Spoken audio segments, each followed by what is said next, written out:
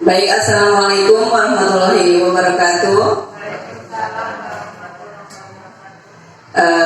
Sebelumnya saya ucapkan terima kasih kepada Bapak Ibu Guru dan mohon maaf untuk mengganggu waktunya, menyempatkan diri untuk hadir di diseminasi budaya positif. Baik, kepada yang terhormat Ibu Kepala UPT SD Negeri 1 Sidoarjo serta Bapak Ibu Guru yang saya hormati, marilah pertama-tama kita mengucapkan puji syukur kehadirat Allah Subhanahu wa Ta'ala yang telah melimpahkan rahmat dan hidayahnya kepada kita semua, sehingga pada siang hari ini kita dapat bertemu dalam acara diseminasi atau penyebaran pemahaman dan penerapan pengalaman budaya positif modul 1.4. Tak lupa salawat serta salam senantiasa tercurah kepada Nabi Agung Muhammad Sallallahu Alaihi Wasallam yang senantiasa kita nantikan syafaatnya di yaumil akhir. Amin ya rabbal alamin. Bapak Ibu yang saya hormati, untuk mendapatkan keberkahan pada acara kita siang hari ini, marilah kita awali acara ini dengan bersama-sama mengucap lafaz basmalah. Bismillahirrahmanirrahim. Baik Bapak Ibu, diseminasi budaya positif ini adalah merupakan bagian dari tugas calon guru penggerak Angkatan 8 Kabupaten Pringsewu, yaitu untuk menyebarkan budaya positif ke guru yang lain dan ke sekolah masing-masing. Izin memperkenalkan diri Bapak Ibu, yang atas itu Bapak Ayub MPD, itu merupakan fasilitator kami di CGP Angkatan 8 Kabupaten Pringsewu. Beliau berasal dari Provinsi Aceh. Kemudian di bawahnya ada Ibu Evi Lidawati SPD, beliau adalah pengajar praktik. Mungkin Bapak Ibu sudah tidak asing lagi ya dengan Bu Evi karena sudah 2 kali berkunjung ke sekolah kita. Kemudian yang di sampingnya adalah saya sendiri, ya. Harus memperkenalkan diri lagi, kayaknya tidak, ya. Baik, Bapak Ibu, di sini untuk kedepannya saya akan memaparkan tentang budaya positif, ya. Nah, Bapak Ibu, sebelum saya terlalu jauh memaparkan budaya positif, kira-kira nih Bapak Ibu, apa sih yang ada di benak Bapak Ibu tentang budaya positif? Apa Bapak Ibu? Budaya yang baik. Oke, boleh. Ya, budaya yang baik. Ada lagi? Kebiasaan baik. Kebiasaan baik. Iya, betul semua ya, budaya baik, kebiasaan baik. Nah, Bapak Ibu, baik, ini adalah tujuan pembelajarannya atau tujuan kita mengadakan diseminasi. Yang pertama, diharapkan nantinya kita dapat menciptakan murid yang merdeka dan disiplin diri yang kuat, kemudian menumbuhkan budaya positif di sekolah dengan keyakinan nilai-nilai kebijakan universal, menciptakan kemandirian dan keberanian murid dalam berpendapat, menumbuhkan motivasi intrinsik dalam diri murid, menuntun murid menemukan solusi atas masalahnya sendiri. Nah, mudah-mudahan dengan pemaparan yang akan nanti saya sampaikan, tujuan pembelajaran kita hari ini dapat tercapai, Bapak Ibu.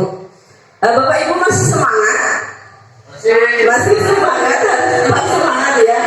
Speaking dulu ini kayaknya ya. Speaking dulu deh supaya ngantuk di jam siang ini ya, mendung ya hawanya, tarik selimut ya Bapak Ibu ya. Baik, kita briefing dulu. Briefingnya sederhana saja.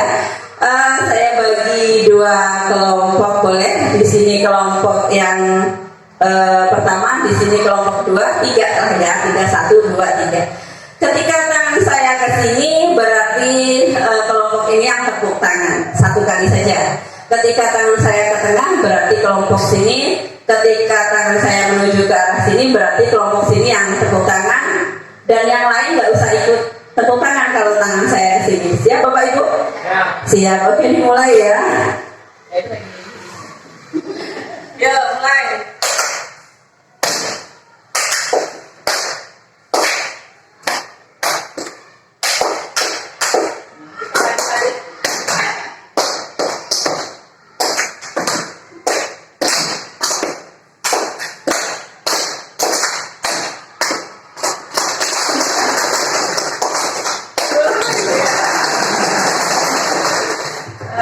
Terima kasih Bapak Ibu, luar biasa ya. Memang harus fokus ya. Iya, harus fokus supaya tidak mengambil jatah orang lain. Baik, kita masuk ke materi. Di sini ada konsep inti budaya positif. Jadi ini yang coba akan kita gali. Yang pertama adalah perubahan paradigma belajar. Yang kedua disiplin positif. Yang ketiga nilai-nilai kebajikan. Kemudian kebutuhan dasar manusia. Selanjutnya ada motivasi perilaku manusia, posisi kontrol guru, keyakinan kelas, dan yang terakhir yang akan kita pelajari yaitu tentang segitiga restitusi. Baik, untuk yang pertama yaitu pembelajaran dengan paradigma baru. Oke, kita tidak asing lagi ya Bapak Ibu ya tentang pembelajaran dengan paradigma baru. Kita sudah mulai belajar dari satu tahun terakhir karena sekolah kita merupakan sekolah penggerak. Jadi untuk pembelajaran dengan paradigma baru mudah-mudahan tidak asing lagi. Bapak Ibu bisa dilihat ada gambar di situ profil pelajar Pancasila. Ada yang masih ingat atau bisa menyebutkan? Bisa dong, hafal dong. Iya. Jadi untuk yang pertama profil pelajar Pancasila beriman bertakwa kepada Tuhan Yang Maha Esa dan berakhlak mulia. Ada berkebinekaan global, gotong royong, kreatif, bernalar kritis dan mandiri. Nah Bapak Ibu, pembelajaran paradigma baru merupakan pembelajaran yang dirancang berdasarkan prinsip pembelajaran berdiferensiasi sehingga peserta didik belajar sesuai kebutuhannya berdasarkan tahap perkembangan sesuai teori psikologi modern untuk mewujudkan profil pelajar Pancasila. Bapak Ibu, kita punya filosofer ya. Tidak usah jauh-jauh di negeri kita punya Bapak atau kita bisa menyebutnya Ki Hajar Dewantara. Ya, menurut beliau dalam mendidik anak-anak kita diibaratkan sebagai tukang kebun atau petani. Ya, anak-anak murid kita itu adalah sebagai benih yang akan kita tanam. Ya, kita sesuaikan. Ya, misalkan dalam proses pembelajaran ada yang kurang kita lengkapi. Ya Bapak Ibu, tanahnya gersang, bagaimana caranya ya kita pupuk, kita semai benih itu supaya nanti pada akhirnya menghasilkan generasi-generasi yang sesuai dengan tujuan dari pendidikan itu sendiri. Ya Bapak Ibu, tujuan dari pendidikan menurut Ki Hajar Dewantara adalah menuntun anak, bukan menuntut. Ya, beda ya Bapak Ibu antara menuntun dan menuntut. Jadi kita sebagai guru itu perannya untuk sebagai fasilitator, untuk menuntun anak. Kemudian Bapak Ibu untuk yang selanjutnya kita akan melakukan permainan. Oke, Bapak Ibu, permainan ini namanya cobalah buka. Ya, di sini Anda dan teman Anda akan melakukan kegiatan cobalah buka. Anda adalah A, tugas Anda adalah mengepalkan salah satu tangan Anda. Coba Anda bayangkan bahwa Anda itu menyimpan sesuatu yang sangat berharga ya di dalam kepalan tangan Anda. Kemudian Anda perlu menjaga benda tersebut sekuat tenaga. Karena begitu pentingnya untuk kehidupan Anda. Jadi yang ada di genggaman Anda itu, bayangkan Bapak Ibu sedang menggenggam sesuatu yang sangat berharga dalam hidup Bapak Ibu. Entah itu keluarga, entah itu rahasia besar, entah itu kunci berangkas. Ya, pokoknya yang ada di dalam genggaman Anda itu sesuatu yang sangat berharga dalam hidup Bapak Ibu. Kemudian tugas yang lain yaitu tugas rekan guru lainnya atau tugas B yaitu mencoba dengan segala cara untuk membuka kepalan tangan itu. Ya, kepalan tangan teman Anda. Nah ini boleh dilakukan supaya membuka itu boleh dibujuk, ayo dong buka gitu ya. Atau kalau dia dibujuk nggak bisa, boleh dia dimarah-marahi atau diancam sama Bapak Ibu ya. Kalau kamu nggak mau membuka ini gitu ya. Atau boleh juga dengan menawari sejumlah uang gitu gitu. Ayo kalau kamu mau membuka, saya ada loh ini 50.000 buka. Nah seperti itu, silakan Bapak Ibu secara bergantian dengan teman sebelahnya ya. Coba buka genggaman tangan di sebelahnya. Mau membuka atau tidak, nanti bergantian. Misalkan nih Pak Ari menggenggam, nah Bu Ros itu sekuat tenaga membujuk Pak Ari untuk membuka. Kalau memang dibujuk dengan baik-baik nggak bisa, boleh dimarah-marahi ya, atau boleh dikasih iming-iming uang dan lain sebagainya, supaya genggaman tangan teman Anda ini mau dibuka. Silakan Bapak Ibu, ayo silakan.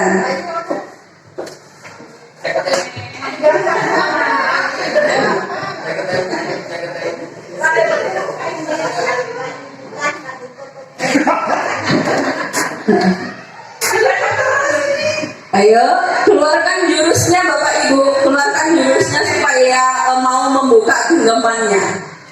Ayo.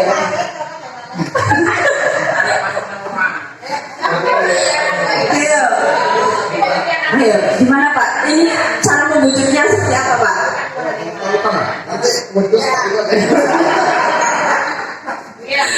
Ayo, keluarkan jurus-jurusnya.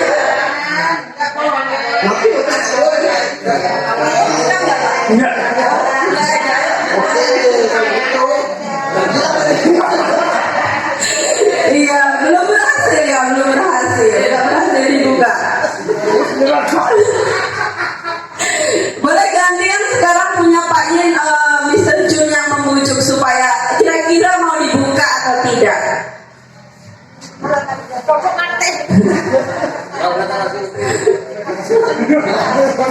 Ayo silakan, ayo keluarkan jurus. Bujuk dulu boleh.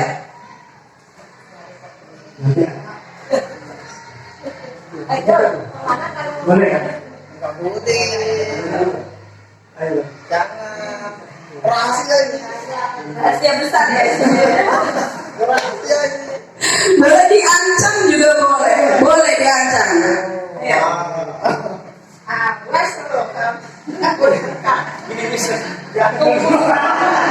Nggak tega mau mengancam. Ibu-ibu gimana Bu? Kayak Bu Hani masih tetap menggenggam. Sudah ada yang dibuka? Ada yang dibuka, Bapak Ibu? Tidak ada. Wih, kokoh semua ya. Baik, Bapak Ibu, di sini saya mau tanya, siapa sih yang memegang kendali kita mau membuka atau tidak genggaman itu? Iya, diri kita sendiri ya. Mau sekeras apapun pengaruh dari luar, kalau dari dalam diri kita sendiri belum ada keinginan membuka, ya tidak akan terbuka. Ya, jadi kalau pengaruh dari luar itu namanya ekstrinsik Bapak Ibu. Yang dari dalam diri kita itu intrinsik ya. Nah itu yang menentukan atau mengendalikan segala sesuatu perbuatan kita itu ya diri kita sendiri. Mau berubah atau tidak ya diri kita sendiri. Mau orang lain membujuk, mau menghardik, mau memarahi, kalau dari dalam diri kita sendiri belum ada keinginan untuk melakukan sesuatu, itu tidak akan pernah terjadi. Seperti itu ya filosofi dari permainan cobalah buka. Iya, Bapak Ibu, ini adalah miskonsepsi teori kontrol. Miskonsepsi berarti salah, ya. Berarti itu ada miss di situ, ada yang nggak benar nih di sini. Nah ini yang pertama, ilusi guru mengontrol murid. Jadi kita berpikir bahwa kita itu seorang guru mampu mengendalikan murid. Nah itu yang seperti itu tidak benar ya Bapak Ibu ya, karena pada dasarnya kita tidak dapat memaksa murid untuk berbuat sesuatu kalau murid tersebut memilih untuk tidak melakukannya. Ya, jadi kalau kita beranggapan guru dapat mengontrol murid itu salah gitu. Kemudian yang kedua yaitu ilusi bahwa semua penguatan positif itu efektif dan bermanfaat. Jadi segala usaha untuk mempengaruhi murid agar mengulangi suatu perilaku tertentu adalah suatu usaha untuk mengontrol murid tersebut. Jadi tidak semua penguatan positif itu efektif dan bermanfaat, ya Bapak Ibu ya. Kemudian yang ketiga, bahwa kritik dan membuat orang merasa bersalah dapat menguatkan karakter. Menggunakan kritik dan rasa bersalah untuk mengontrol murid menuju pada identitas gagal. Mereka belajar untuk merasa buruk tentang diri mereka. Misalnya seperti ini Bapak Ibu, kita membuat murid merasa salah. Kok kamu nggak mengerjakan PR? Kalau kamu nggak mengerjakan PR seperti ini terus, kamu membuat hati ibu luka loh. Ibu sedih loh kalau kamu seperti itu terus. Nah, kamu nggak merasa ya kalau misalkan dengan perbuatan kamu itu yang tidak mengerjakan PR itu akan membuat pusing ibu. Ibu bisa sakit kalau kamu seperti ini terus. Nah, itu akan menimbulkan ke anak kita itu dia merasa bersalah Bapak Ibu. Dia merasa bersalah dengan kata-kata kita. Nah, itu dampaknya dia akan mencas dirinya, menghakimi dirinya bahwa dia itu buruk. Saya sudah menyakiti Bu Guru loh, nanti Bu Guru sakit gara-gara saya loh. Nah, seperti itu. Nah, ini adalah ilusi, ya, miskonsepsi, ya, tentang kritik membuat orang merasa bersalah itu dapat menguatkan karakter. Ternyata itu tidak benar, ya. Kemudian yang selanjutnya yaitu ilusi bahwa orang dewasa itu memiliki hak untuk memaksa. Jadi jangan beranggapan karena kita itu lebih dewasa tentunya dibandingkan murid-murid kita, jadi kita berhak mengatur mereka. Kita berhak menentukan sikap mereka. Tidak ya Bapak Ibu ya. Jangan gunakan bahwa kita itu orang dewasa terus kita memiliki hak penuh atas mereka. Itu tidak. Karena banyak orang dewasa yang percaya bahwa mereka memiliki tanggung jawab untuk membuat murid-murid berbuat hal-hal tertentu. Ya, itu adalah miskonsepsi teori kontrol. Nah, bagaimana cara mengubahnya? Kita akan mengubah dari paradigma stimulus respon kepada pendekatan teori kontrol. Yang stimulus respon itu realitas kebutuhan kita sama. Kita menganggap kita datang ke sekolah itu tujuannya sama semua. Ya, padahal tidak. Kita memiliki setiap perilaku itu memiliki tujuan yang berbeda-beda. Jadi itu yang stimulus respon. Kemudian yang teori kontrol, realitas kebutuhan kita itu berbeda-beda Bapak Ibu. Ya, kita datang ke sekolah juga tujuannya berbeda-beda. Kemudian semua orang itu melihat hal yang sama. Di teori kontrol, setiap orang memiliki gambaran yang berbeda, isi kepalanya masing-masing. Ya, jadi tidak bisa disamakan. Cara melihat sudut pandangnya juga beda. Saya menulis seperti ini, mungkin di sebelah sini saya menulis angka 3 nih. Terus saya letakkan di atas meja. Kemudian ada yang duduk di sebelah sana, ada yang duduk di sebelah sini. Sebelah sana bilangnya angka 3, sebelah sini bilangnya huruf M, seperti itu. Dan semuanya benar ya Bapak Ibu ya, tidak ada yang salah karena kita melihat dari sudut pandang kita masing-masing gitu. Yang angka 3 benar, yang huruf M juga benar. Kemudian kita mencoba mengubah orang agar berpandangan harus sama dengan kita. Kalau yang teori kontrol, kita berusaha memahami pandangan orang lain tentang dunia. Perilaku buruk dilihat segala sesuatu kesalahan. Jadi setiap perilaku, saya ulang sekali lagi, itu mempunyai tujuan. Jadi mempunyai alasan. Jadi kita tidak boleh menghakimi dari luarnya saja. Kenapa ini sering terlambat? Kita kulik lagi. Sebenarnya ada apa sih? Kenapa dia sering terlambat?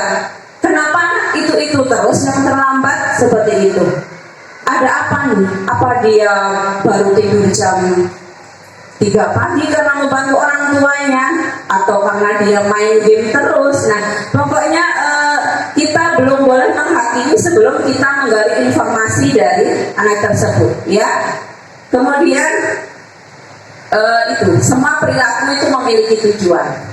Orang lain bisa mengontrol saya, itu stimulus respon. Kalau teori kontrolnya hanya saya nih, hanya Anda yang bisa mengontrol diri saya sendiri. Saya mau malas, saya mau nggak malas ya kita gitu. Saya mau pekerjaan ini cepat selesai atau pekerjaan ini tertunda-tunda, ya kita, bukan faktor luar. Kita tidak boleh menyalahkan, oh ini repot, ini apa itu. Kalau kita memang bisa ada niat, itu pasti ada jalan keluarnya, seperti itu. Kemudian pemaksaan ada pada saat bujukan gagal.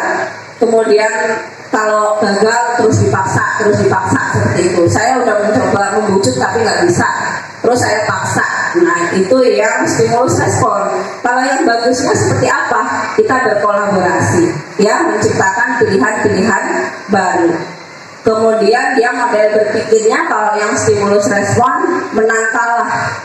Nah kalau kita sekarang nggak ada menang kalah, adanya win-win solution, ya. Semuanya menang, nggak ada yang menang, nggak ada yang kalah, seperti itu. Nah, ini dia disiplin positif. Nah, sebenarnya kita dari tadi sudah berbicara, disiplin positif itu apa sih? Nah, disiplin itu berasal dari bahasa Latin disiplina, yang artinya belajar. Jadi disiplin itu berarti mereka bertanggung jawab terhadap apa yang dilakukan berdasarkan nilai-nilai yang diyakini. Kemudian disiplin positif merupakan salah satu cara penerapan disiplin yang bertujuan untuk menumbuhkan kesadaran serta memberdayakan peserta didik tanpa imbalan atau penghargaan atau reward, ancaman ataupun hukuman. Kemudian sebagai pendidik, tujuan kita adalah menciptakan anak-anak yang memiliki disiplin diri sehingga mereka bisa berperilaku dengan mengacu pada nilai-nilai kebajikan universal dan motivasi intrinsik dari dalam. Jadi motivasinya dari dalam, bukan dari ekstrinsik. Jadi selama ini kita kalau mendengar kata disiplin itu seperti sesuatu yang kayak menakutkan, kayak tidak nyaman dengan disiplin positif. Harus datang tepat waktu, harus ini, harus itu.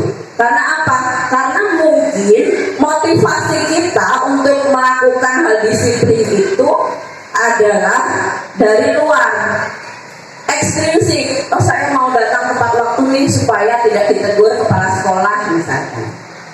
Ya, oh saya misalkan mau rajin nih supaya dilihat orang lain. Nah itu adalah pemotivasi dari luar. Oke, jadi seperti itu ya Bapak Ibu ya. Kita lanjut ke slide berikutnya. Iya, nilai-nilai kebajikan universal. Jadi apa itu nilai-nilai kebajikan universal? Nilai-nilai kebajikan yang disepakati bersama lepas dari suku bangsa, agama, bahasa maupun latar belakangnya. Nah, nilai-nilai kebajikan ini Bapak Ibu sudah tertuang dalam profil pelajar Pancasila, yaitu beriman bertakwa kepada Tuhan Yang Maha Esa, kemudian mandiri, bernalar kritis, berkebinekaan global, gotong royong dan kreatif, ya. Bukan hanya yang ada di profil pelajar Pancasila saja. Jadi untuk nilai kebajikan itu sebenarnya ada banyak ya Bapak Ibu ya. Ini contoh lainnya dari Ibu Primary Years Program atau PYP, sikap murid yaitu toleransi. Kemudian ada rasa hormat, integritas, mandiri, kemudian menghargai, antusias, empati, kerjasama, percaya diri, dan kreativitas. Kemudian ada lagi nilai kebajikan yang lain yaitu empati, suara hati, kontrol diri, kemudian toleransi dan keadilan. Jadi seperti itu Bapak Ibu tentang nilai-nilai kebajikan universal. Untuk yang selanjutnya yaitu kita akan berbicara tentang kebutuhan dasar manusia. Nah, apa sih kebutuhan dasar manusia itu? Kebutuhan dasar manusia adalah segala sesuatu yang kita lakukan untuk mendapatkan yang kita inginkan. Jadi seluruh tindakan manusia itu memiliki tujuan tertentu Bapak Ibu. Semua yang kita lakukan adalah usaha terbaik untuk mendapatkan apa yang kita inginkan. Nah, ini ada 5 kebutuhan dasar manusia. Yang pertama yaitu kebutuhan bertahan hidup. Nah, kebutuhan bertahan hidup ini terdiri dari rasa aman, kesehatan, kemudian rumah dan makanan. Ya, kebutuhan bertahan hidup itu adalah kebutuhan pokok Bapak Ibu ya. Kemudian yang kedua yaitu kebutuhan kasih sayang dan rasa diterima. Jadi kebutuhan terima ini ada dipedulikan, kemudian berbagi, kerjasama, seperti itu. Kemudian yang selanjutnya yaitu kebutuhan penguasaan. Nah, di kebutuhan penguasaan ini ada contohnya yaitu harga diri. Kemudian keinginan untuk dianggap, kemudian memimpin, berprestasi, diakui dan didengar. Nah, ini masuk ke kebutuhan dasar penguasaan. Kemudian yang selanjutnya yaitu kebebasan. Untuk kebebasan sendiri ada kemandirian, otonomi, kemudian memiliki kepilihan dan kemampuan mengendalikan arah hidup seseorang. Yang terakhir yaitu kebutuhan tentang kesenangan, antara lain yaitu bermain, humor, kemudian antusiasme dan tertawa. Jadi Bapak Ibu, karena perilaku manusia itu semuanya memiliki tujuan, jadi kita tidak boleh langsung ya menghakimi atas tindakan seorang ini berarti dia seperti ini, itu tidak boleh. Jadi kita cari tahu dulu. Belum tentu ya, misalkan nih saya kasih contoh, seorang anak itu meminta jajanan dari temannya. Jadi dari kasus tersebut kita tidak bisa langsung menyimpulkan bahwa kebutuhan dasar dia adalah bertahan hidup. Mungkin dia belum sarapan, mungkin dia kelaparan dan lain sebagainya, itu belum tentu. Jadi mengapa dia mengambil makanan teman? Bisa jadi ya belum sarapan, bisa jadi juga karena dia ingin mencari kesenangan dengan mengambil makanan dari temannya atau meminta makanan dari temannya, dia merasa senang. Kemudian atau juga dia membutuhkan kasih sayang, dia ingin mencari perhatian dari teman-temannya, atau dia ingin mencari perhatian dari gurunya. Nah, seperti itu Bapak Ibu. Jadi kebutuhan dasar setiap orang itu memang berbeda-beda. Ya, kita tidak boleh langsung menghakimi atas tindakan seseorang berarti dia seperti ini. Harus mengulik dulu, harus menggali informasi terlebih dahulu. Baik, untuk selanjutnya yaitu motivasi perilaku manusia. Nah, seperti yang sudah kita bahas tadi, motivasi perilaku manusia ini ada motivasi ekstrinsik dan motivasi intrinsik Bapak Ibu. Untuk motivasi ekstrinsik yaitu menghindari ketidaknyamanan atau hukuman. Kemudian ada untuk mendapatkan imbalan atau penghargaan dari orang lain. Jadi Bapak Ibu, motivasi ekstrinsik itu datangnya dari luar ya. Dari luar kita melakukan hal tersebut karena kita takut tidak nyaman, kita takut kena hukuman, kemudian kita ingin mendapatkan pujian, kita ingin mendapatkan reward. Itu adalah motivasi yang datangnya dari luar. Kemudian ada motivasi intrinsik, yaitu untuk menjadi orang yang mereka inginkan dan menghargai diri sendiri dengan nilai-nilai yang mereka yakini. Jadi motivasi intrinsik itu motivasi yang datangnya dari dalam diri kita sendiri. Ada keinginan kuat yang ingin kita capai dari dalam diri kita sendiri. Ya, kita benar-benar meyakini, kita benar-benar saya contohkan misalkan kita meyakini bahwa jujur itu adalah perbuatan yang benar dan tidak jujur itu adalah perbuatan yang salah. Kita benar-benar yakin. Kalau kita benar-benar yakin dalam diri kita sudah kita tanamkan bahwa jujur itu adalah perbuatan yang benar dan tidak jujur adalah perbuatan yang salah, maka kita sebisa mungkin akan menjadi orang yang jujur walaupun tanpa adanya reward, walaupun tanpa adanya pujian, dan walaupun kita kalau jujur itu akan kena hukuman, tapi kita akan senantiasa jujur karena memang di dalam diri kita sudah ada motivasi intrinsik Bapak Ibu, motivasi dari dalam, karena kita itu meyakini bahwa jujur adalah tindakan yang benar dan kalau kita bohong adalah tindakan yang salah. Kemudian lanjut Bapak Ibu, ini perbedaan antara hukuman, konsekuensi, dan restitusi. Iya Bapak Ibu, untuk hukuman dan konsekuensi mungkin kita sudah sering dengar ya. Dan untuk restitusi ini kayaknya baru akhir-akhir ini kita dengar ya. Untuk hukuman itu dampaknya pada murid akan merasa marah Bapak Ibu. merasa bersalah, rendah diri, mengasingkan diri, dan bukan tidak mungkin murid itu akan menyimpan dendam kepada kita. Ya, segala perilaku yang diterima waktu di sekolah itu baik SD, SMP atau SMA, perilaku buruk itu akan terekam Bapak Ibu, terekam sampai mereka dewasa, sampai mereka tua. Mereka akan mengingat-ingat kembali. Nah, itu dampak panjang dari sebuah hukuman.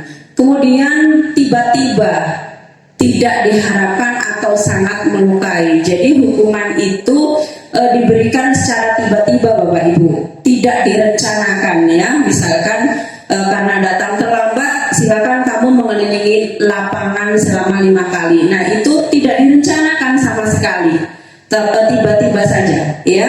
Dan yang membuat adalah guru. Tidak ada kesepakatan sebelumnya antara murid dengan guru kalau misalkan datang terlambat itu mengelilingi lapangan 5 kali, tidak ada. Ya, secara spontan dikeluarkan oleh guru, itu bentuk dari hukuman. Kemudian hukuman itu menyakitkan Bapak Ibu ya. Guru menjalani konsekuensi dengan menyalahkan, dengan mengkritik, dengan menyindir dan merendahkan. Nah, itu tentunya akan sangat menyakitkan dan membekas di hati murid kita. Untuk selanjutnya Bapak Ibu yaitu konsekuensi. Nah, ini konsekuensi dan restitusi itu adalah identitas sukses, sedangkan hukuman tadi adalah identitas gagal. Untuk konsekuensi sendiri itu akan kehilangan hak, waktu jeda seorang diri atau penahanan. Nah, dia kehilangan haknya karena konsekuensi yang telah disepakati. Kemudian sudah diketahui dan masuk akal. Jadi konsekuensi ini masuk akal Bapak Ibu dibandingkan dengan tadi hukuman. Kalau konsekuensi misalnya kalau dia mengotori halaman berarti dia harus membersihkannya. Itu masih berhubungan dan masuk akal. Itu konsekuensinya kalau kalian mengotori halaman berarti kalian harus membersihkannya. Nah, itu Bapak Ibu. Kemudian dibuat oleh guru dan murid. Jadi konsekuensi itu sudah dibuat antara guru dan murid, tidak sepihak. Ya. Selanjutnya konsekuensi membantu guru menyatakan peraturan melalui peringatan dan menerapkan konsekuensi. Jadi konsekuensi ini sudah membantu sebenarnya Bapak Ibu. Hanya saja di sini kelemahan dari konsekuensi itu di sini tidak ada diskusi. Guru langsung menghubungkan antara kesalahan atau permasalahan yang dibuat dengan konsekuensi yang sudah ditetapkan sebelumnya, sehingga di situ waktu anak akan tersita untuk menjalankan konsekuensi tersebut. Kemudian yang terakhir Bapak Ibu ini ada restitusi.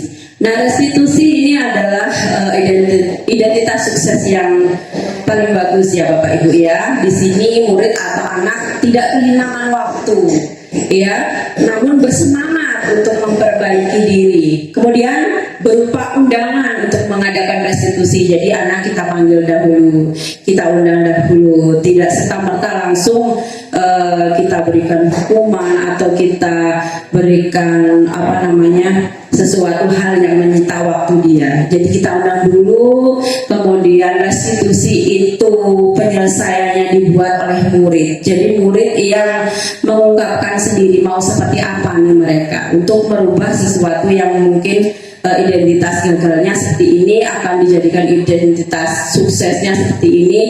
Murid itu mencurahkan idenya atau gagasannya. Kemudian menguatkan, guru menyebutkan keyakinan kelas, membimbing kerangka acuan berpikir restitusi murid atau anak. Jadi guru di sini membimbing maksud saya, kemudian menuntun ya, mengarahkan agar murid itu dapat mencari solusi atas permasalahan yang dia hadapi. Baik Bapak Ibu, untuk slide selanjutnya masih semangat ya Bapak Ibu ya? Iya, semangat ya. Baik. Untuk yang selanjutnya Bapak Ibu, ini kita akan ke 5 posisi kontrol guru. Nah Bapak Ibu, posisi kontrol ini dibagi menjadi 5, yaitu posisi penghukum, posisi pembuat merasa bersalah, posisi teman, posisi pemantau, dan posisi manajer. Nah, seperti apa sih gambaran dari posisi penghukum, pembuat merasa bersalah, teman, pemantau, dan manajer ini, mari Bapak Ibu kita saksikan video ya. Mari Bapak Ibu kita saksikan video untuk gambaran dari 5 posisi kontrol guru.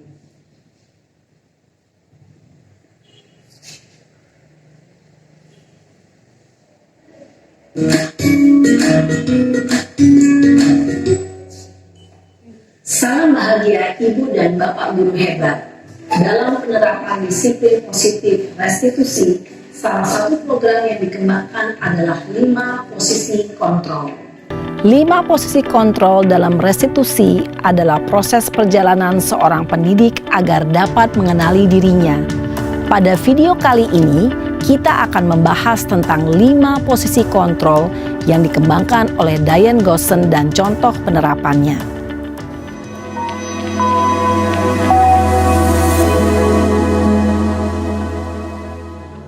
5 posisi kontrol itu adalah 1. Posisi penghukum. 2. Posisi pembuat merasa bersalah. 3. Posisi teman. 4. Posisi pemantau atau monitor. Dan 5. Posisi manajer. Untuk lebih memahami kelima posisi tersebut, mari kita saksikan kasus Naren yang terlambat hadir 20 menit di sekolah dan melihat bagaimana kelima posisi kontrol dalam menghadapi masalah tersebut.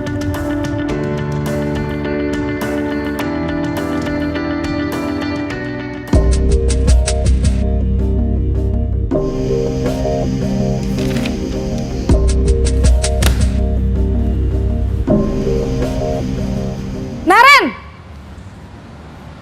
Sini kamu! Selamat pagi, Bu. Selalu terlambat. Kamu deh, pasti terlambat. Maaf, Bu. Saya... Apa? Apa coba? Alasan kamu apa lagi? Kapan sih kamu tidak terlambat? Malas sekali ya kamu jadi anak. Saya... Dasar pemalas. Gak kapok-kapok sih kamu. Sudah berapa kali terlambat? Sana, kamu keliling lapangan basket 2 kali. Kenapa saya harus keliling lapangan basket, Bu? Kenapa? Kamu mau lawan ibu?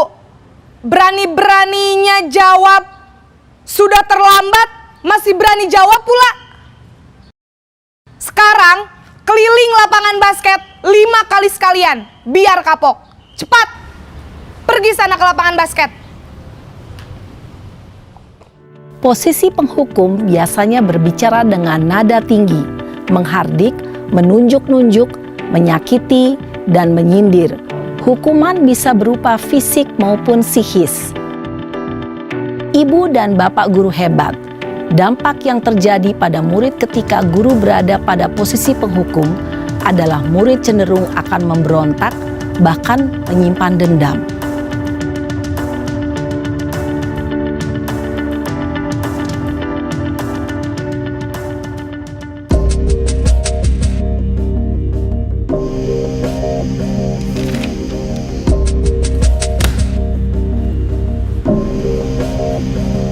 Naren!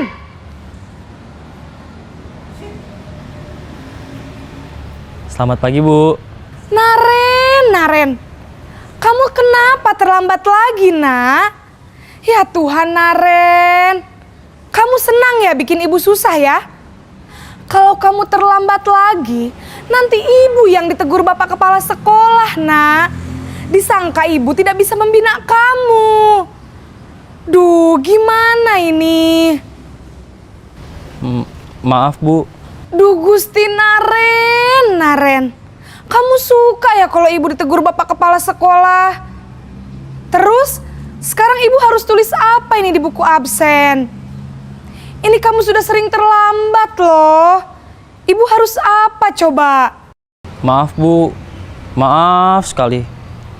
Ya sudah, lain kali jangan bikin ibu susah lagi ya, nak ya.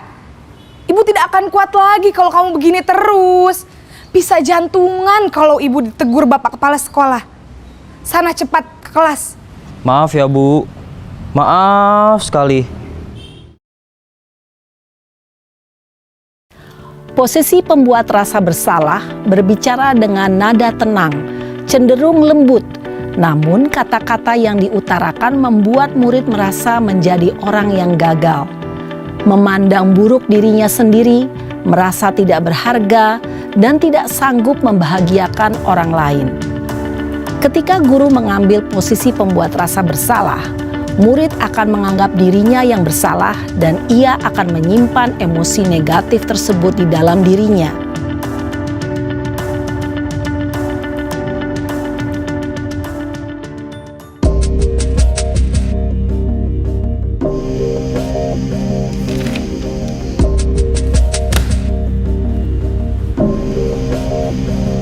Naren!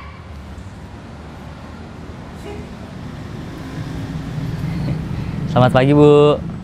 Wah, sudah jam berapa ini, Nak? Terlambat lagi ya, sayang. Iya, Bu. Habis ibu saya lupa bangunkan saya, Bu. Kamu malah menyalahkan ibu kamu. Kamu bukannya anak yang larinya paling kenceng. Kok terlambat sih? Iya, Bu. Saya memang terlambat bangun tadi. Jadi, biarpun saya lari kencang, tetap gak kekejar, Bu. Ya sudah sana, nanti lain kali larinya lebih kenceng lagi ya. Biar gak terlambat lagi. Bikin seneng ibu, demi ibu. Bisa kan? Bisa lah, Bu. Ya sudah sana masuk kelas. Ibu beresin urusan absen kamu. Kamu ini ada-ada saja. Dalam posisi teman, guru berbicara dengan nada suara ramah, akrab, cenderung bersenda gurau untuk menjaga suasana tetap santai. Murid akan merasa senang, aman, dan akrab dengan guru. Identitas yang tercipta adalah identitas sukses atau berhasil. Namun, perlu diingat, karena ini masih dorongan eksternal, maka ada faktor ketergantungan dari murid kepada orang tertentu.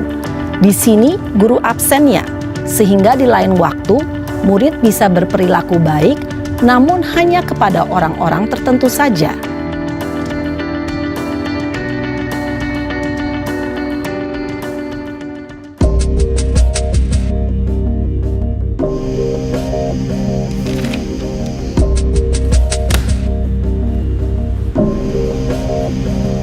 Naren!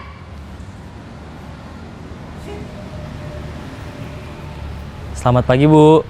Naren, apa peraturan sekolah kita tentang jam berapa kita harus masuk sekolah, Nak? Kita harus di sekolah jam 7, Bu. Iya, betul. Sekarang sudah jam 7.20. Naren sudah tahu konsekuensinya jika terlambat hadir. Paham, Bu. Saya harus tinggal kelas pas jam istirahat selama 20 menit. Iya, benar. Konsekuensinya demikian. Jadi nanti jam 9.30 pas istirahat, kamu harus tinggal di kelas, kerjakan tugas tambahan untuk ketertinggalan kamu, ya? Baik, Bu.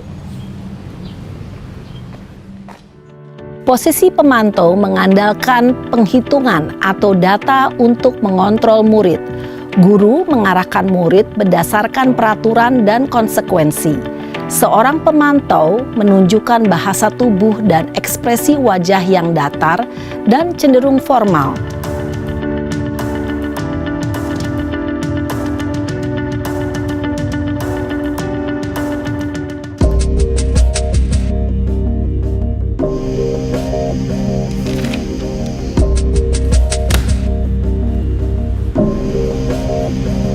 Naren!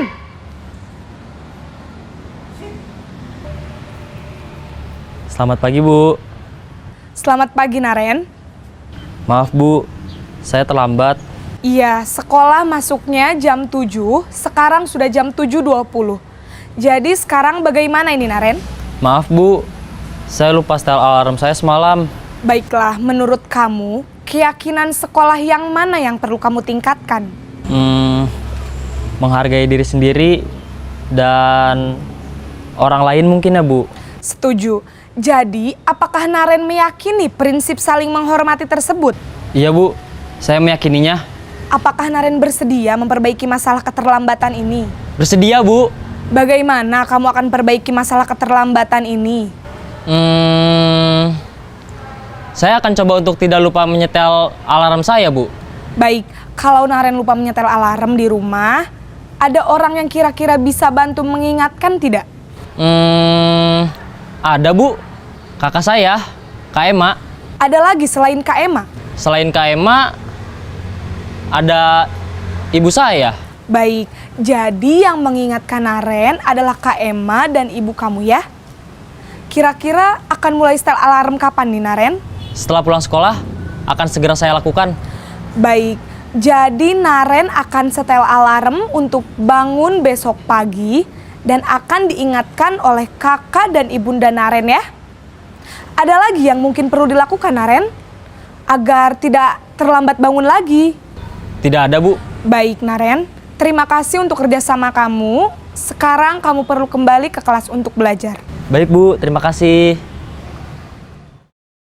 Posisi manajer adalah posisi kontrol yang disarankan untuk membimbing murid memiliki sikap disiplin yang positif, yaitu murid yang mandiri, bertanggung jawab, dan dapat memecahkan masalah. Tujuan dari posisi ini adalah agar murid dapat berefleksi atas tindakannya. Guru akan dengan tulus memberikan pertanyaan-pertanyaan bermakna, sehingga membuat murid dapat belajar dari kesalahannya dan mencari sebuah solusi untuk menyelesaikannya. Ibu dan Bapak guru hebat, setelah mengamati adegan kelima posisi kontrol tadi, kira-kira posisi mana yang paling ideal? Posisi mana yang dapat menunjang motivasi intrinsik murid? Ya, tentu posisi manajer. Posisi ini memang posisi ideal yang ingin dituju setiap pendidik. Pada posisi inilah, guru dapat menerapkan disiplin positif yang berpihak pada murid, yang memerdekakan murid. Baik Bapak Ibu, tadi kita telah menyaksikan ya untuk posisi kontrol. Nah, sekarang Bapak Ibu sesuai dengan yang tadi sudah kita saksikan, kira-kira nih selama ini kita sudah berada di posisi kontrol yang mana? Posisi kontrol seperti apakah saya? Ya, posisi kontrol apakah saya? Nah, ini disesuaikan dengan yang sudah dialami oleh Bapak Ibu.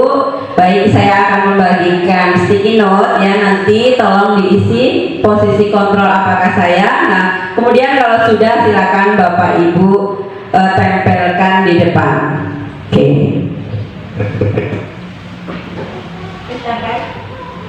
Ditulis dulu Ibu.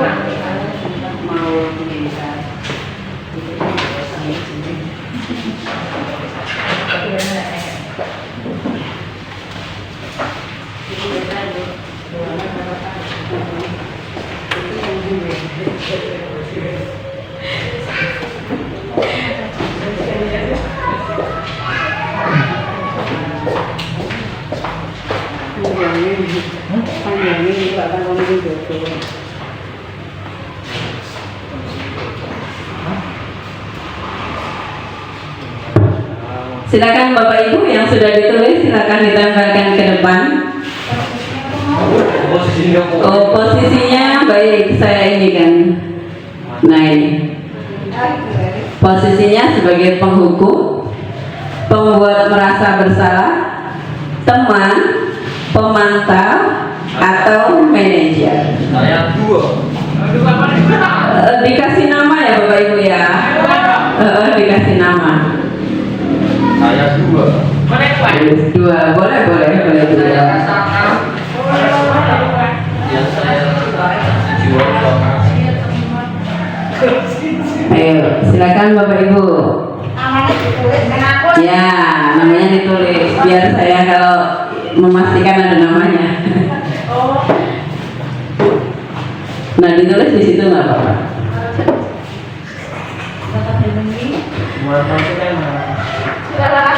Pemantau itu sudah hampir ke manajer, cuman dia masih ada konsekuensinya, ya.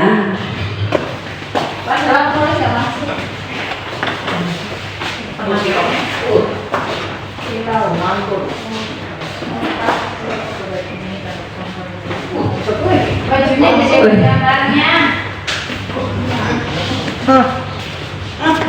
Kembali nggak, Mister?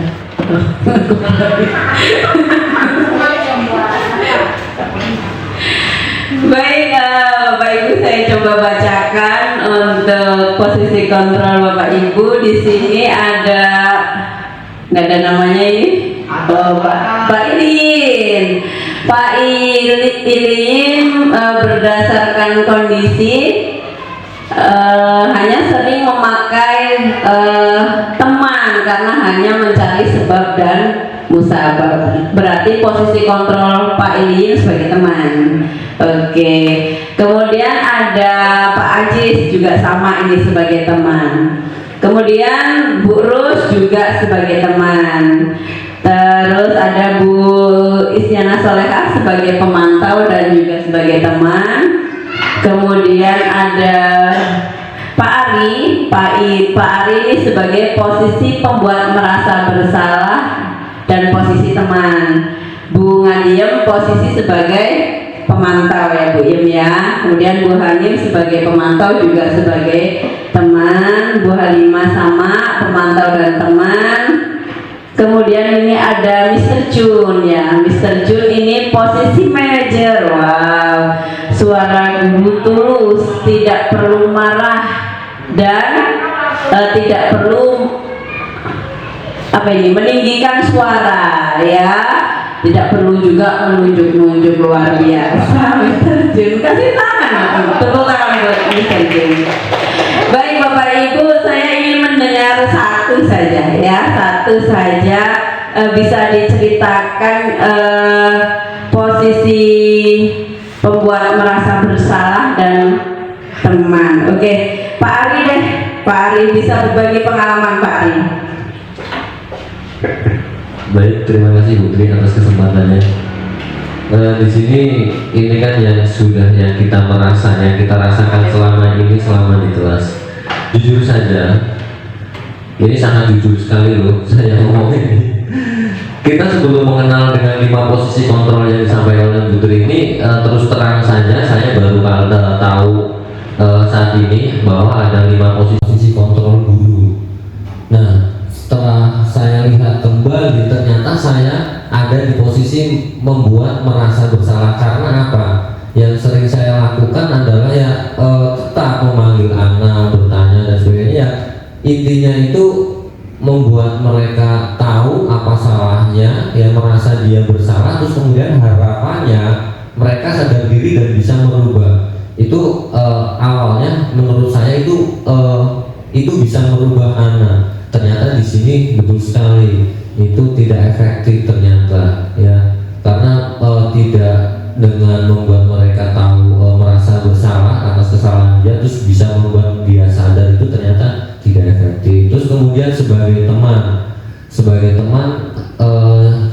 sudah lama saya mencoba, itu kan yang dari dulu kita inginkan, kita menjadi teman untuk anak-anak. Itu memang sudah dilaksanakan seperti itu, ternyata pun juga kurang efektif dan masih ada 2 di atasnya. Nah seperti itu Bu Tri, ternyata kami ya masih jauh ya, belum benar-benar menjadi guru yang hebat ternyata. Baik, terima kasih Bu Tri. Baik Bapak Ibu, kasih tepuk tangan buat Pak Ari yang luar biasa sekali ya. Jadi memang kita perlu banyak belajar Pak Ari untuk mencapai posisi menjadi manajer ya, bertahap, nggak langsung ujuk-ujuk gitu ya, nggak langsung ujuk-ujuk. Kita memang pernah melewati posisi-posisi sebelumnya ya. Nah untuk itu kita sebagai guru sekarang berusaha bagaimana caranya supaya kita dapat mencapai di posisi manajer tersebut. Iya, kasih tepuk tangan dong buat kita semua. Atau ada yang mengungkapkan pendapat lagi Bapak Ibu? Mr. Jun mungkin? Oke, siap. Oke, silakan Mister. Manajer. Ya, terima kasih.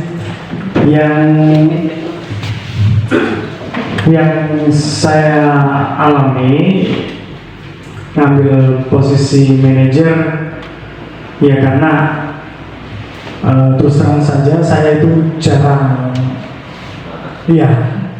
marah-marah. Terus terang aja jangan marah-marah, tidak nunjuk-nunjuk lah, marah-marah gitu. Ya karena ini menuntut siswa secara mandiri, tidak melanggar aturan lagi seperti itu. Bukannya sebagai penghukum dan selama ini banyak ya dialami lah. Yang jelas saya ambil posisi manajer karena itu selama ini yang sudah saya alami, yang sudah saya kerja. Ya mungkin itu saja yang bisa saya sampaikan. Terima kasih. Assalamualaikum warahmatullahi wabarakatuh. Waalaikumsalam warahmatullahi wabarakatuh. Luar biasa sekali Mr. Junior. Iya Bapak Ibu, jadi memang posisi manajer itu adalah posisi yang memang harus kita capai sebagai guru ya Bapak Ibu. Secara bertahap mungkin tidak bisa langsung, kita bertahap. Oke Bapak Ibu, kita coba jawab ya. Kuis di depan ya. Posisi kontrol apakah aku? Di sini kunya saya kecewa sekali sama kamu. Kira-kira apa ini Bapak Ibu? Posisi yang mana nih? Membuat merasa bersalah. Membuat merasa bersalah, kita buktikan ya. Wah, betul sekali. Tepuk tangan dong. Iya, berikutnya Bapak Ibu. Ayolah lakukan demi Ibu. Sebagai teman kita buktikan ya.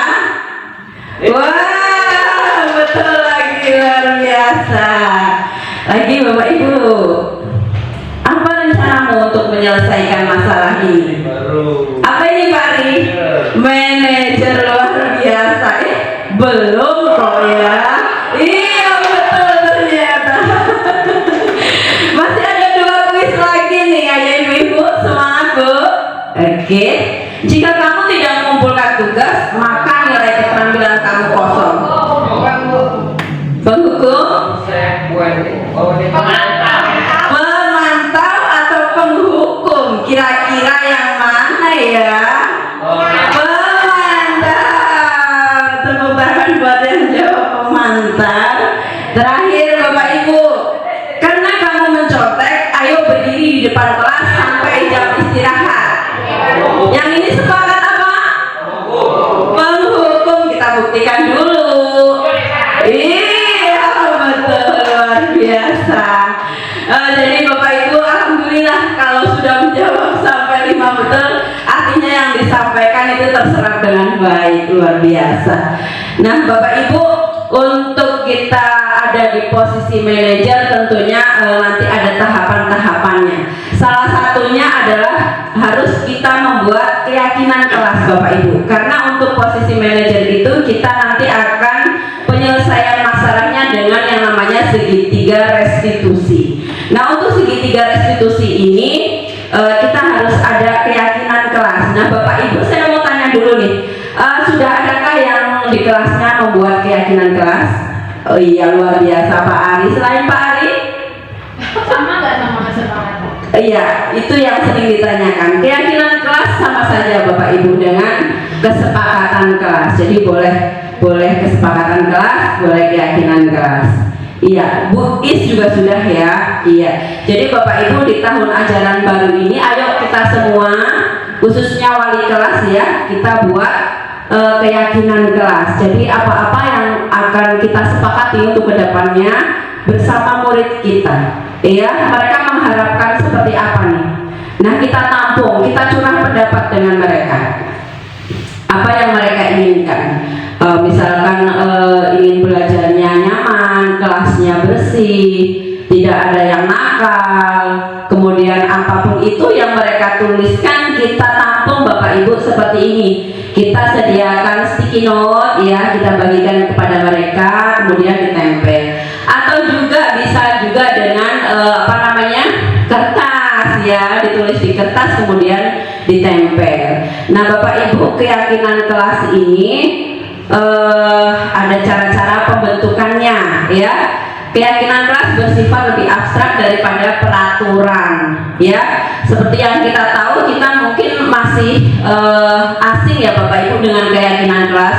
Dari dulu, dari awal saya sekolah sampai beberapa tahun terakhir ya, yang tahunya peraturan kelas. Iya, keyakinan kelas baru kita ketahui belum lama ini. Nah, berbeda ya Bapak Ibu antara peraturan peraturan dengan keyakinan. Kalau peraturan itu kita masuk ke sekolah ya sudah ada peraturan, dan itu yang membuat bukan antara guru dengan murid, memang sudah ada ditetapkan. Tetapi untuk keyakinan kelas ini kita membuatnya dengan murid Bapak Ibu. Kita menampung apa-apa pendapat, ide, gagasan dari murid untuk kelas impiannya. Bapak Ibu, untuk pembuatan keyakinan kelas itu berupa pernyataan-pernyataan universal. Jadi dia bersifat umum Bapak Ibu. Nah mungkin nanti ada miskonsepsi ya, yang selama ini seperti ini, oh ternyata masih kurang betul. Kemudian pernyataan keyakinan kelas senantiasa dibuat dalam bentuk positif.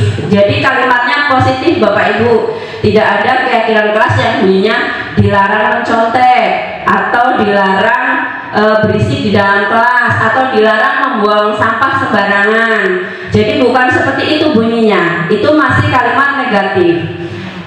Nanti kita kumpulkan menjadi nilai-nilai kebajikan. Jadi dia bersifatnya umum.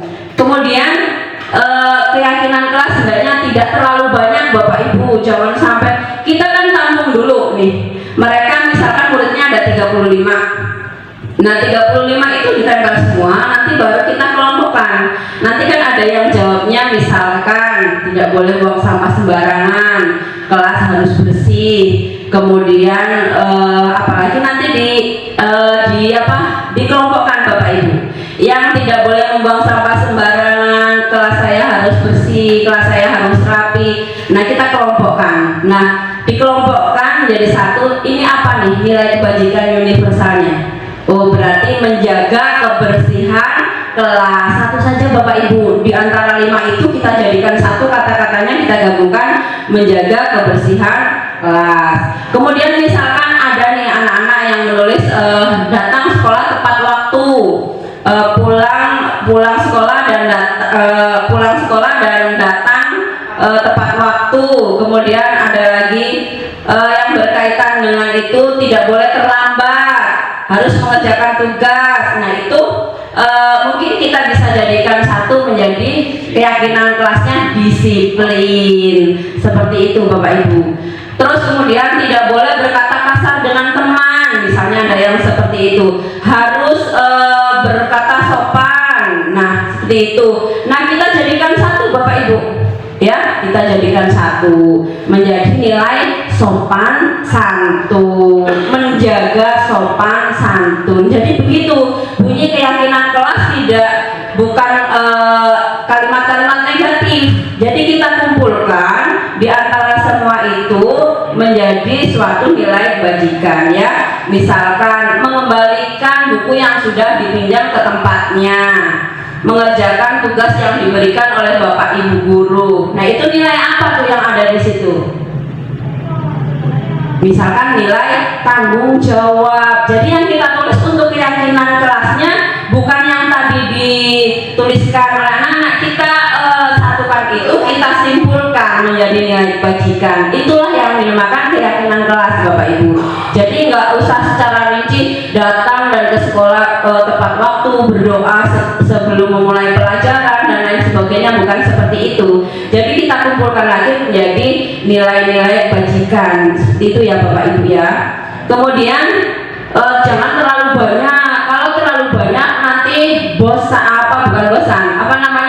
malah tidak ada yang dilaksanakan karena saking banyaknya. Cukup 5-7 mungkin keyakinan kelas, asalkan itu sudah mencakup keseluruhan, sudah cukup, sudah mewakili gitu. Kemudian semua warga kelas hendaknya ikut berkontribusi dalam pembuatan keyakinan kelas ya, lewat kegiatan curah pendapat. Jadi bukan hanya gurunya yang membuat ujuk-ujuk ditempel ini keyakinan kelas kita, jadi tidak boleh seperti itu. Jadi harus curah pendapat seperti itu ya. Mungkin kalau kelas 1 bisa dengan wali muridnya, seperti itu. Kemudian meninjau kembali keyakinan kelas dari waktu ke waktu, ini masih cocok atau tidak, ada yang perlu dirubah atau tidak. Jangan dipakai seumur hidup ya Bapak Ibu. Selama kita mengajar sekolah di situ ya keyakinan kelasnya itu saja. Jadi tidak seperti itu, harus ditinjau. Baik, ini materi kita yang terakhir Bapak Ibu, yaitu segitiga restitusi ya. Segitiga restitusi yaitu suatu proses dialog yang dijalankan oleh guru untuk mencari solusi dari sebuah permasalahan agar dapat menghasilkan murid yang mandiri dan bertanggung jawab. Oke, ada tahapan-tahapannya. Nah, ini tahapan ketika kita menyelesaikan masalah. Ketika kita menyelesaikan masalah itu ada 3 tahapan. Jadi yang pertama kita menstabilkan identitas dulu. Kita panggil anaknya. Terus jangan ujuk-ujuk atau langsung gitu ya. Kamu begini, enggak. Kita silakan dulu. Boleh ditanya sehat gitu ya. Kemudian udah sarapan belum? Udah istirahat belum? Tahu tidak kenapa kamu ibu panggil ke sini gitu ya? Itu distabilkan dulu. Ibaratnya kita mencairkan suasana dulu Bapak Ibu ya. Kemudian ketika mereka mulai mengeluarkan isi hatinya gitu ya, setelah kita gali, kemudian mereka mengakui apa yang mereka lakukan, kita nggak langsung oh kamu salah kalau begitu, nggak boleh seperti itu Bapak Ibu ya. Jadi bisa kita menggunakan kata-kata setiap orang pasti pernah melakukan kesalahan. Begitu juga ibu juga pernah melakukan kesalahan seperti itu ya. Atau kamu bukan satu-satunya yang pernah melakukan ini. Atau misalkan, oh ya wajar ya kalau kamu marah karena kamu dijambak rambutnya, mungkin wajar saja. Mungkin kalau ibu di posisi kamu juga, ibu akan merasa kesal dan marah. Nah itu untuk mencairkan suasana Bapak Ibu ya, untuk menstabilkan identitas. Kemudian ada tahapan yang kedua yaitu ini, validasi tindakan yang salah ya. Mengapa kamu menjambak rambutnya, mengapa kamu mencotek dan lain sebagainya, mengapa kamu tidak bisa menahan emosi sampai harus berkata kasar. Nah kamu tentu punya alasan mengapa kamu melakukan itu. Sebenarnya alasannya apa sih gitu ya. Alasannya apa kok kamu misalkan melakukan seperti itu, atau kamu punya alasan kenapa terlambat datang ke sekolah. Bisa diceritakan ke ibu apa alasannya seperti itu ya. Atau kenapa misalkan saya saya melakukan ini karena saya merasa senang Bu. Nah kita bisa alihkan, adakah cara yang lebih efektif untuk mendapatkan suatu kesenangan kamu itu dibandingkan kamu harus membuat temanmu menangis atau ngata-ngatain temanmu misalkan seperti itu. Ada cara yang lain tidak seperti itu ya. Kita tanyakan alasannya. Kalau sudah, baru kita ke menanyakan keyakinan yang sudah disepakati. Kira-kira dengan kamu melakukan itu, kamu melanggar keyakinan kelas yang sudah kita sepakati tidak? Nanti anak-anak akan menjawab iya Bu mungkin ya. Kalau misalkan kamu melanggar kesepakatan yang sudah kita sepakati, keyakinan apa yang kamu langgar? Misalkan saya tidak jujur Bu, saya tidak disiplin Bu, karena dia telat kan berarti dia tidak disiplin. Saya tidak tanggung jawab Bu. Nah seperti itu. Nah itu, jadi tahapan-tahapannya seperti itu Bapak Ibu. Jadi kita belajar kayak ilmu psikologi ya, kayak guru BK dalam menangani masalah. Jadi yang pertama kita menstabilkan identitas dulu, kemudian validasi tindakan yang salah, dan selanjutnya menanyakan keyakinan atas perilaku dia, tindakan dia. Kita tanyakan keyakinan apa yang sudah kamu langgar, keyakinan apa yang sudah kamu tidak patuhi. Baru setelah itu kita mencari solusi ya, membantu anak mencari solusi. Nah kamu sudah melanggar keyakinan ini, kira-kira kamu akan mengulanginya lagi atau tidak? Dan apa yang akan kamu lakukan untuk supaya kamu tidak terlambat lagi, agar supaya kamu tidak mencontek lagi, agar supaya kamu tidak berkata kasar lagi? Apa yang akan kamu lakukan? Nah nanti kita menggiring mereka. Kalau mereka tidak mau berkata-kata, kita giring Bapak Ibu. Apa saja gitu yang akan mereka lakukan untuk memperbaiki atau mencari solusi dari permasalahannya. Misalkan saya seperti contoh kemarin tadi akan membunyikan alarm, akan meminta orang tuanya untuk membangunkan ya, atau kalau yang biasa mencontek saya akan belajar lebih giat lagi dan lain sebagainya.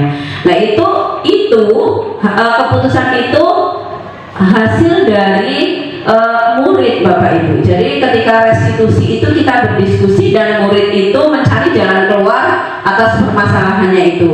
Kita diajarkan untuk menuntun murid supaya mandiri dan bertanggung jawab atas perbuatan yang dia lakukan.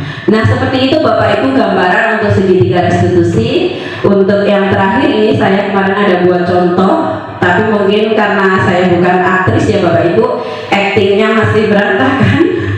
Ini adalah contoh terakhir segitiga contoh penerapan praktek segitiga restitusi, dan mudah-mudahan ini slide terakhir untuk tayangan kita dan semoga bermanfaat. Selamat siang Hana. Siang Bu. Oke, Hana sudah istirahat? Ada Bu. Alhamdulillah. Hana tahu tidak kenapa Ibu panggil di sini? Tidak Bu. Tidak, baik. Hana tadi saat mengerjakan ulangan, Putri melihat Hana melihat jawaban temannya. Nah, teman-teman yang lain juga laporan ke Ibu kalau Hana itu sering melihat jawaban temannya alias mencontek. Betul tidak Hana? Betul Bu. Betul, iya. Hana, Ibu mau bertanya, mencontek itu perbuatan yang baik tidak ya? Tidak Bu. Oke, jadi Hana, setiap manusia pasti pernah melakukan kesalahan. Begitu juga Putri juga pernah melakukan kesalahan. Hana pun demikian. Mencontek itu juga perbuatan yang salah. Nah, tapi di sini Ibu tidak mencari siapa yang salah. Ibu hanya akan membantu Hana mencari solusi supaya Hana tidak mencontek lagi. Nah, Hana pasti punya alasan kenapa Hana mencontek. Hana bersedia nggak menceritakan apa alasannya? Iya Bu, jadi sebenarnya saya nggak belajar. Nggak belajar. Kenapa nggak belajar? Kemarin kan di balai desa ada acara Bu. Nah, saya berpartisipasi dalam acara itu Bu. Saya nari. Jadi dari kemarin saya latihan nari sama Anisha dan Bila. Terus malamnya saya tampil. Sebenarnya setelah tampil saya ingin pulang Bu. Tapi saya juga masih ingin nonton pertunjukan yang lain. Akhirnya saya pulang larut malam. Sampai rumah saya sudah ngantuk banget. Terus saya langsung tidur Bu, nggak sempat belajar. Oh, nonton pertunjukan. Sama siapa nontonnya? Sama Ibu Bu. Oke, baik. Jadi karena pulang larut malam, Hana nggak sempat belajar. Jadi Hana tidak bisa mengerjakan soal. Iya Bu. Nah, Hana masih ingat tidak keyakinan kelas yang sudah kita buat sebelumnya? Kira-kira keyakinan kelas yang mana yang Hana langgar atau Hana tidak patuhi? Jujur dalam bertindak ya Bu. Iya, betul sekali Hana. Hana yakin kalau sifat jujur kita perlukan dalam diri kita? Yakin. Yakin. Sifat jujur itu baik untuk kita? Yakin Bu. Baik. Kalau Hana sudah yakin, kira-kira apa yang harus Hana lakukan supaya Hana tidak mencontek lagi? Karena mencontek adalah perbuatan yang tidak jujur. Nah, apa nih yang harus Hana lakukan supaya Hana tidak mencontek lagi? Hana akan mengatur waktu untuk belajar Bu. Kemudian percaya pada kemampuan diri sendiri. Jadi harus pede ya, percaya diri dengan kemampuan. Terus apa lagi? Apa ya? Jangan lupa berdoa kepada Allah. Oh baik, jadi Hana akan mengatur waktu untuk belajar, percaya pada kemampuan diri sendiri dan berdoa kepada Allah tentunya, ya kan ya? Nah, sekarang Hana sudah tahu apa yang harus Hana lakukan supaya tidak mencontek lagi. Sudah Bu. Nah, sekarang pertanyaannya, mulai kapan Hana akan melakukan itu? Mulai hari ini Bu. Mulai sekarang. Baik, jadi mulai hari ini Hana akan melakukan apa yang sudah Hana katakan tadi. Belajar, kemudian percaya pada kemampuan diri sendiri, dan jangan lupa berdoa kepada Allah. Iya Bu. Ya, baik Hana, terima kasih. Ibu yakin Hana pasti bisa. Semangat ya Nak ya. Terima kasih Bu. Sama-sama Hana. Silakan kembali ke kelas. Baik Bu.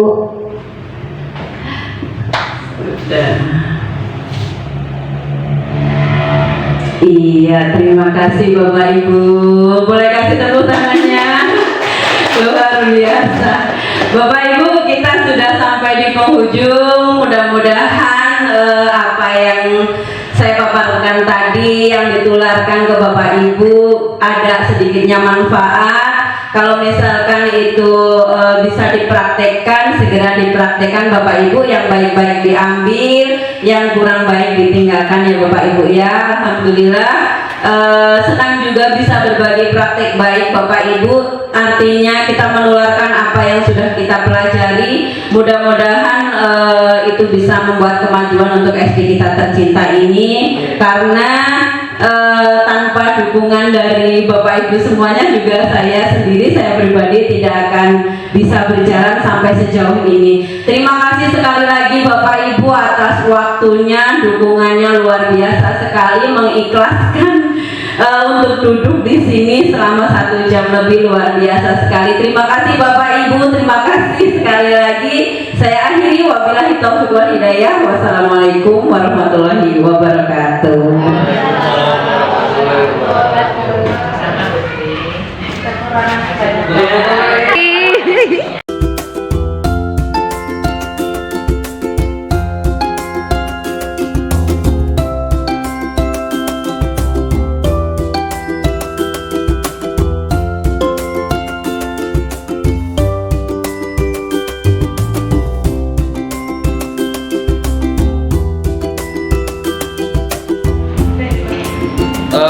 Saya sebagai guru di PTN Negeri 1 Sidoarjo sangat mendukung sekali, sangat luar biasa sekali upaya yang dilakukan oleh Bu Tri untuk menjadi salah satu CGP atau calon guru penggerak, karena sampai sejauh ini sudah terlihat ya, sudah terlihat apa yang sudah didapat kemudian diimbaskan ke sekolah kami.